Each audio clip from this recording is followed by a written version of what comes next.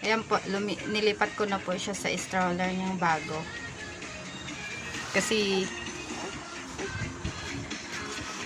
pinunasan ko na po siya, tapos na siya kumain. Hindi po siya makaligo. Medyo mainit-init po siya, may sinat.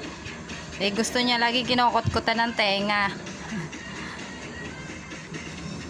Sarap ba, be? Set? Ay, naantok ko ba, Set? Busog na po siya. Tapos na siya kumain, kaya siya inaantok na. Pero tanghali na siya gumising. Tayo ka konti, tayo. Basta na pa konti. Yun. Ito. Ayusin mo pa mo. Nakasakay na siya ulit sa bago niyang stroller na bigay ni Idol.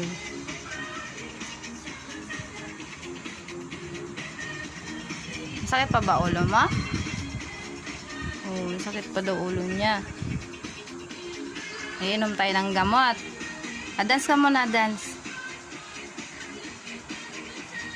Ang init po ng panahon. Kaya siguro siya nasama na naman ang pakiramdam niya.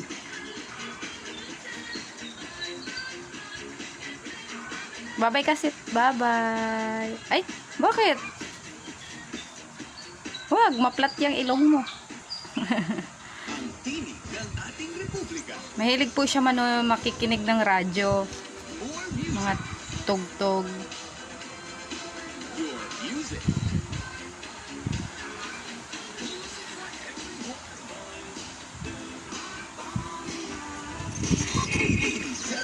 Gusto pa yung mga 90s pa eh, mga 90s.